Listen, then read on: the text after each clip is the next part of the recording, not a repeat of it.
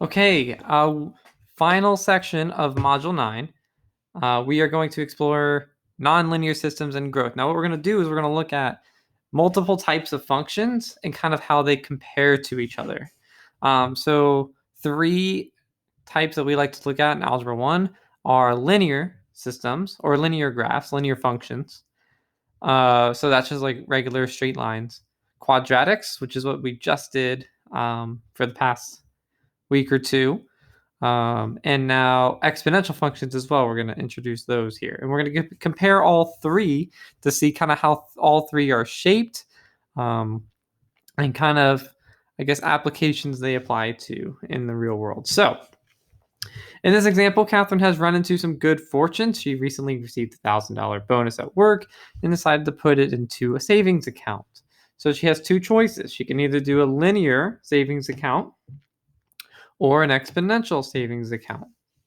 The linear one adds $30 each year, so it's very easy to just calculate because 1 year she's gonna, after 1 year she'll have $30 more dollars, so 1,030. After 2 years, another $30, so 1,060. Another $30, 1,090. Right? So you're just adding $30 every year. That's linear. It's linear is constant. But account B is exponential. In exponential, you have this value here is going to be the amount you start with. So the 1,000 was the 1,000 she started with. And since it's 3% interest, 3% is the same as 0.03. So that's why you'll see the 0.03 here, 1.0. There's a equation for this. There's a formula for this, but let me kind of explain the context. Right, and then to the x power. So the x is actually an exponent here, hence the name exponential function. Exponential function has x being the exponent. All right, so this is already calculated for you, and you can see how they compare. So after 1 year, they're both the same. Of course, they both 1,030, 1,030. But after 2 years, the exponential function has just a little bit more, right? 1,060 and then 90 cents, right? And you can see it's getting a little bit more after 3 years and even more after 4 years, right? It's still just a little bit more, but it's significant over a longer period of time.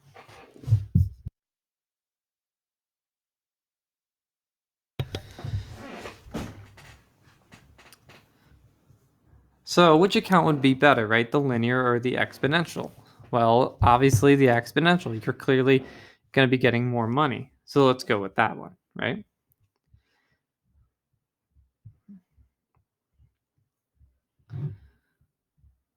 So again, comparing functions. So these are already calculated for you so that you can just kind of see the values and compare them to each other. You got the linear function that we just looked at, the same one. You've got the exponential function we just looked at. And now we're going to add to this the quadratic function. So I can't necessarily explain to you where they come up with these numbers, but this is the quadratic equation they determined is a good match to compare with these other 2 functions. So again, you can see the values at 1 year, 2 years, 3 years, 4 years for each one. You can see how they compare. Now it looks like the quadratic might be even better option because after 4 years, you'll notice it has almost 1150, right? Whereas the exponential only had 1125, and obviously the linear only has 1120. So it looks like the quadratic might even be better than the exponential. Okay. But if we really think about long term, this example says, look at the account after 192 years. So if you assume that these tables went all the way down from 1, 2, 3, 4, all the way down to 192, what would those values be? Well, for the linear function, it's not really that much higher. It's only 6,760. So that's getting $30 a year for 192 years on top of the 1,000 that she started with. Not a whole lot. The exponential function, though, it's quite a lot. You're going to end up with $291,000. And the quadratic, though, is now smaller, only $290,000. Obviously, these are way better than the linear function. And we'll talk about why that is. But at the end, the exponential kind of pulled away from the quadratic. So at some point, the exponential came past the quadratic again. If you think about a race and who's in the lead, well, at year 4, the quadratic was in the lead, had the more money. But over a longer period of time, 192 years, essentially, the exponential has come back past. And the exponential will stay in the lead from there on out. So any longer than 192, the exponential will be the highest one.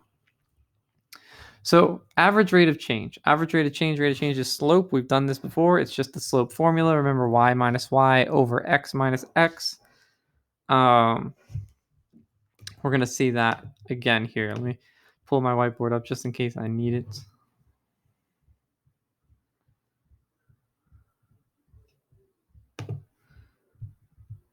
It always takes too long to load. The slope formula, y minus y over x minus x, right? Slope, and this is also for rate of change. Oh, look at me going with my fancy squiggle writing. It looks like an 8. It's okay though. It's an S. All right. So rate of change is the increase over certain intervals. So you can see for the linear function, it's a constant change. For this function, 2, 4, 6, 8, 10, it's always going up by 2. It's adding 2 every time, right? It's a constant change. The exponential, you can see its change is quite different. From 2 to 4, it increases by 2, but 4 to 8 increases by 4. 8 to 16 is an increase of 8. 16 to 32 is an increase of 16, right? So its rate of change is different every time. It's always getting a bigger rate of change. And then quadratic is also similar, where you can see for this function, 1 to 4 is an increase of 3. 4 to 9 is an increase in 5. 9 to 16 is an increase in 7. And 16 to 25 is an increase in 9. So this is not constant. It's always changing. You're getting bigger values each time, changing 3 to changing 5, changing 7, changing 9. However, there is a pattern, the fact that it's increasing by 2 each time, right? 2 more, 2 more, 2 more, and 2 more as this goes on. And the pattern for exponential was it was doubling every time, right? 2 and 4 and 8 and 16. Its changes are doubling. So they do all have their patterns. Now let's look at graphs. This is a good example as to why the linear function earlier was, very flat or very low. So here in this graph, the red line is your linear function. It's a straight line. It's a constant function. And you can see it doesn't increase largely at any point. It just increases by the same amount all the time. But you can see the other two functions do change quite a bit. So the blue function that you see graphed is your quadratic, and your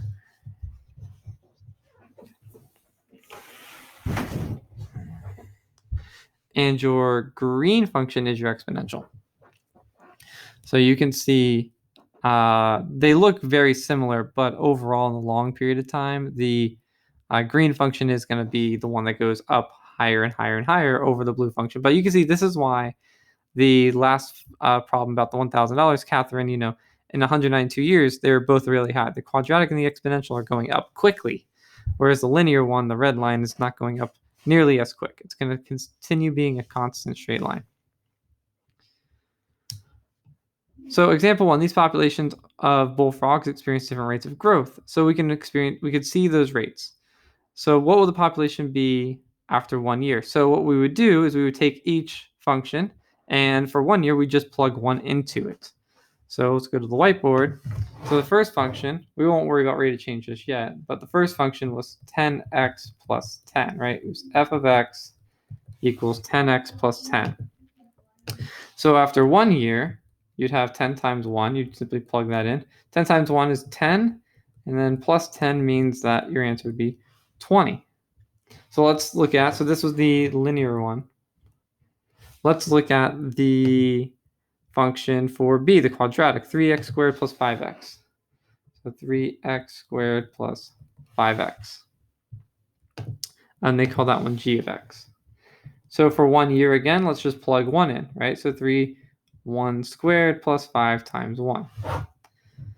1 squared is obviously going to be 1. Remember, exponents come before multiplying, so 1 squared is 1. Then you multiply it by the 3. Of course, 5 times 1 will do that as well. 5 times 1 will be 5. So that's going to be 3 plus 5, which equals 8. And then our last one, so this was quadratic. And our last one, the exponential, again, just the same thing. Just plug in 1 into the equation. So we have h of x equals 5. Let's see, h of x equals 5, parentheses, to the x power. So in this case, we're going to plug again 1 in because it's 1 year. Oop, not there. That's 2 still. The 1 goes for the exponent where the x was. So again, exponents come first. 2 to the first power is 2. So you'd have that 2 times 5, which makes 10. So after 1 year, the linear is the best option, right? 20 being the highest. But of course, we know that over time, that's not going to be how it works. A quadratic, it's going to increase more and more, and an exponential also increases more and more because we saw that on the graph. So the linear, it's the highest at first, but it doesn't necessarily stay that way. All right, I won't work the rest of them out because it's already worked out here, but I just want to kind of show you. So for 1 year, you can see all the answers that we just came up with. For 3 years, you can see them. The linear one is 40. The quadratic is 42, and the exponential is 40. So very, very even. But after 5 years, what happens? After 5 years, the linear is only at 60. Quadratic's only at 100, and the exponential runs away again at 160. So the exponential will always win the race. Exponential is always going to end up being the highest in the long run. Okay? So in some cases, basically, most times it could vary, obviously, depending on the circumstance, but most of the time the linear will take the lead early, but then quickly get passed by the quadratic, and the quadratic will be in the lead. But then in the long period of time, the exponential will always win in the long run. So the exponential starts off very slow, but it usually ends up winning the race after a very, very long period of time.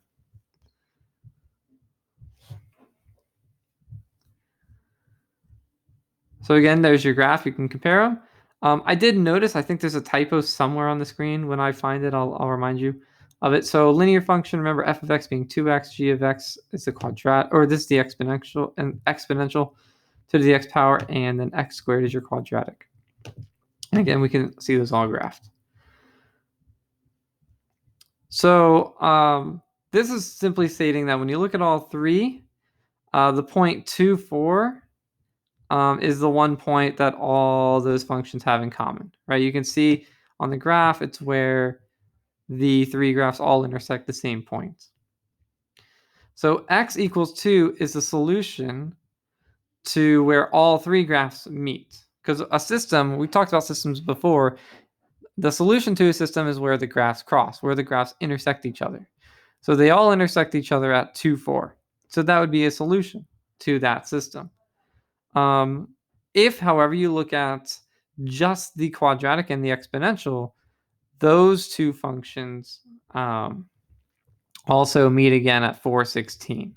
And I think that's the typo I saw earlier. Yes, here. So in this, well, no, not this one, but in this one, no, wait. There was a typo somewhere. I'm trying to remember where it was. I don't know. It's on there, but I saw it before. I can't find it now. But it had like the wrong function in the wrong place.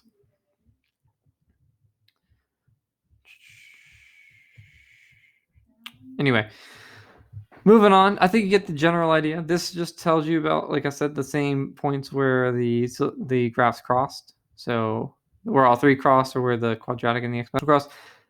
You can use a table to help you solve these systems. So if you look at the table, so for the linear function, you can see it, the function is just 2x. To simply make a table for that, it's already made it for you, but in case you didn't know how it was made, when you're making a table, most of the time you start at 0. but I think they started at 1 in their table. What do they do? Yeah, they start at 1, but typically you start at 0. And you would just plug those values in. So if you wanted 0, you just plug in 0 to the function. So it'd be 2 times 0, which the answer is 0. So the answer would be 0. If you plugged in 1, right, then you just take your function, you plug in 1, and you see what you get. 2 times 1 is 2, so the answer is 2, right? If you want to plug in 2, what do you get? 2 times 2 is 4, so the answer is 4. So it's simply just, these are just the numbers that you'd be plugging in, and then these are the numbers you'd be getting out when you plug those in. That's why it's called, X are usually called the input values because you put them in the equation, and the Y values are the output values because they're what are the output. They're what the whole equation equals after you plug in your X value. So they do that for each of these functions, plugging 1 in, plugging 2 in, plugging 3 in, and then they've got their table of values. So you can kind of see how they compare. So you can graph all 3 of these functions and see where they cross, but you can also just look at them and see what points they have in common. Like, for example, the linear function has the point 2,4 on it. Right, the linear function has the point 2,4, but the exponential function also has the point 2,4 in its table, and the quadratic also has the point 2,4 in its table. So the point 2,4 is in each of those tables, which means each graph crosses at 2,4. And we saw that previously. Remember, when we saw the graph of these, we see that all 3 of them crossed at 2,4. But again, you can look at the tables and you can see that, the linear function doesn't have 416 because it only has 4,8, but the exponential and the quadratic both have the point 416 in it. So that's another solution to just those 2 equations. Those 2 equations do cross there. But the linear doesn't quite get to that point.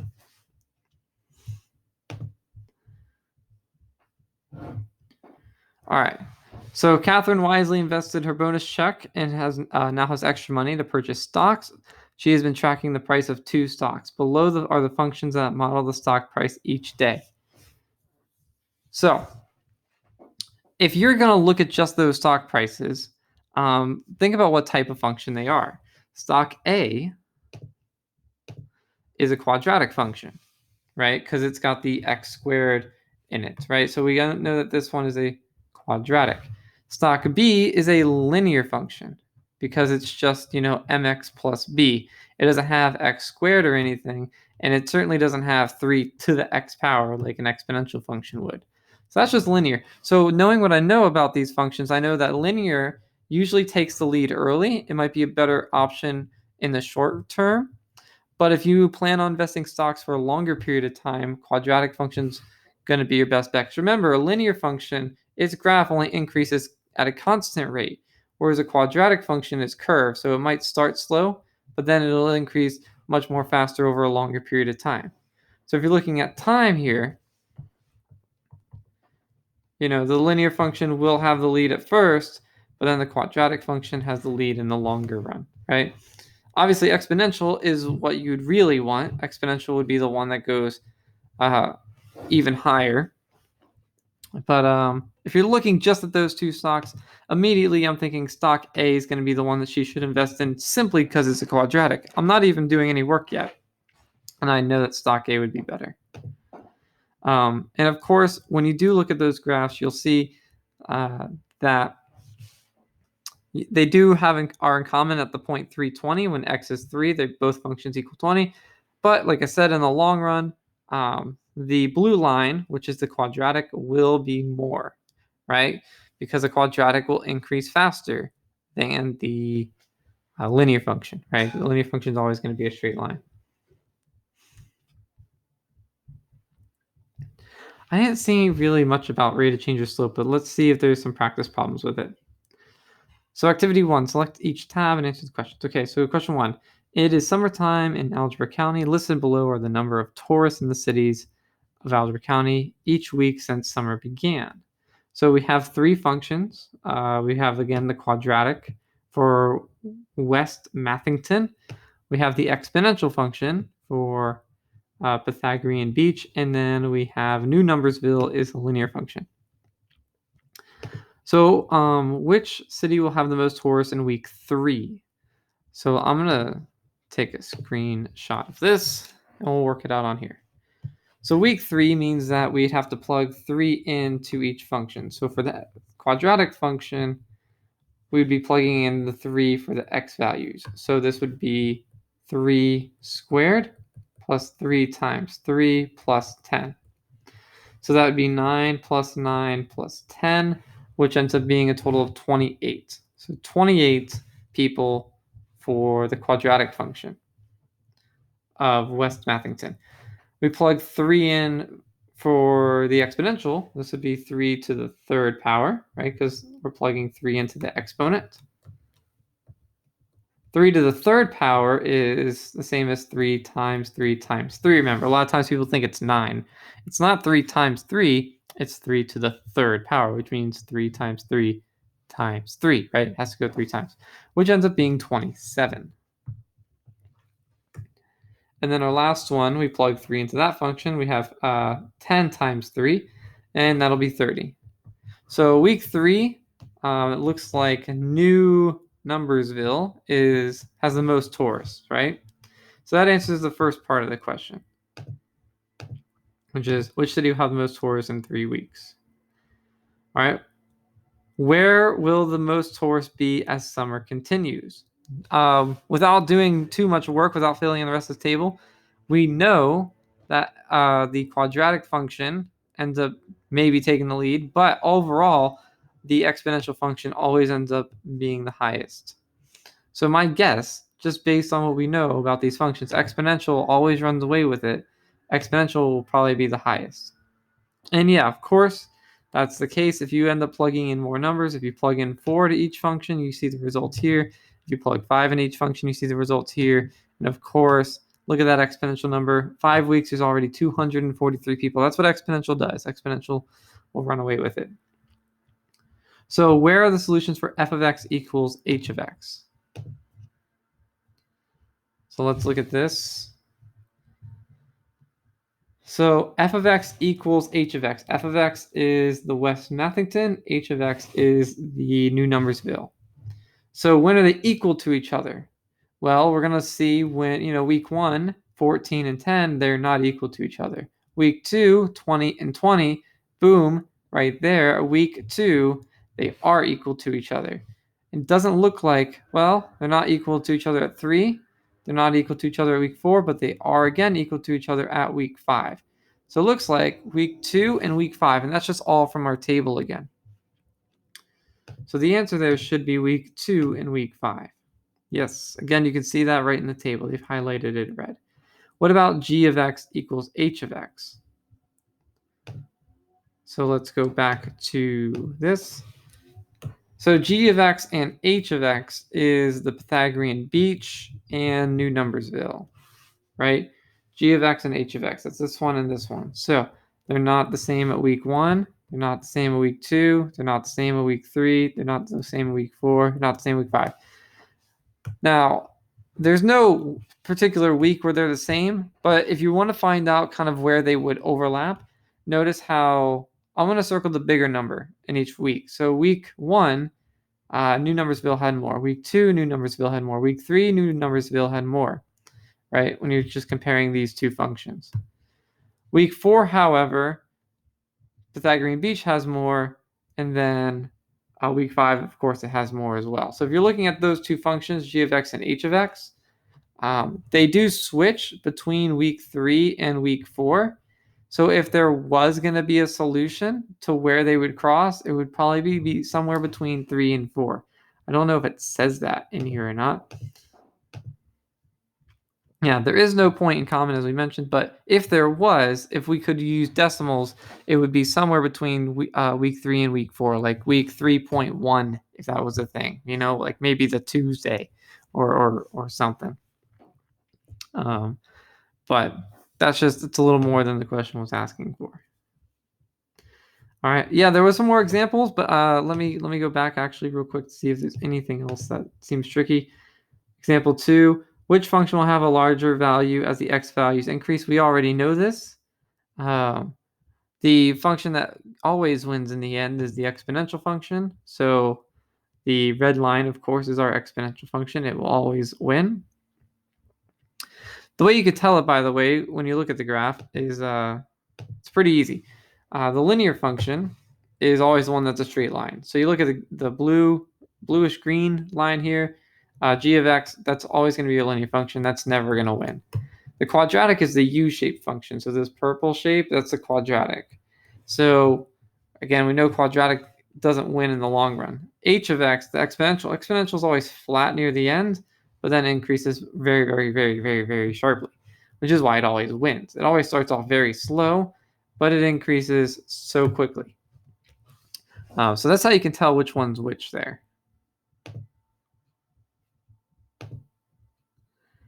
And then question number 3. What is the significance of point A, point B, and point C? So can I click on this picture? I can't.